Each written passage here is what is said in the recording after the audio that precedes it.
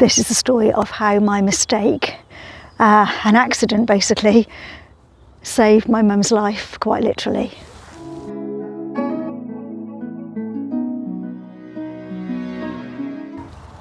I got mum up early on Tuesday because I was going to take her to the hospital for a blood test. Now, actually, I'd got completely the wrong day. It should have been the Wednesday, just for this 1 week. And had I gone to work, I left mum in bed, she may well not be here now. This is what happened. We were due to travel to the Hereford County Hospital because mum is having treatment there for colorectal cancer at the Charles Renton unit. And she just got her coat through there, came in, walked just to here to collect her bag. And at that point, the symptoms started. Mum started getting really shaky. She was very wobbly, so she was wobbling around like this, not great. And yeah, feeling quite unwell. I just got mum into the car thinking, okay, she's maybe perhaps rushed a little bit, but things deteriorated rapidly. As she sat in the car and we're driving down to the hospital, mum literally starts the symptoms of a stroke. I mean, firstly, her hands were really, really cold, but then her speech went. She was slurring her words. She wasn't quite using the right words.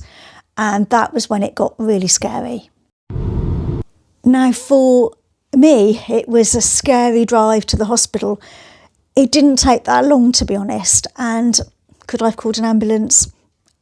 Possibly, but to be honest, we were there fairly quickly. The traffic was quite light at this particular time. I got there, I went straight to the Charles Renton unit at the back of the hospital because I just wanted to get mum in there, and trying to park when you're trying to get somebody to A&E in the county hospital in Hereford is really difficult. And I just wanted to get mum in the hospital. So I parked up, got her inside, and I said, there's something wrong with mum's voice, her speech. I said, she's not good at all.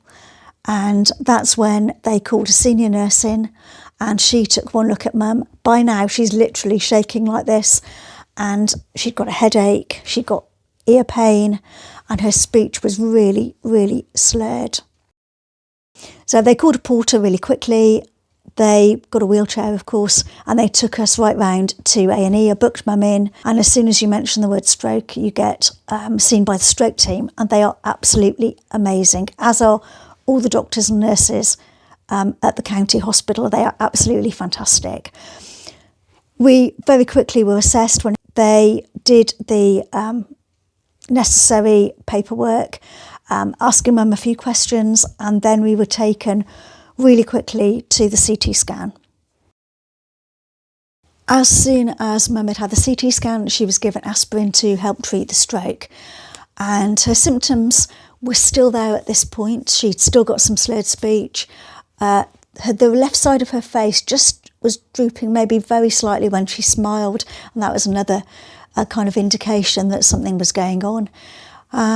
And her markers were up in her blood, which showed that she was fighting some kind of infection. We didn't know where that was, but it was obviously important that we treated that. So she was put on drips, IV fluids, IV antibiotics, whilst we waited for the CT scan to come back.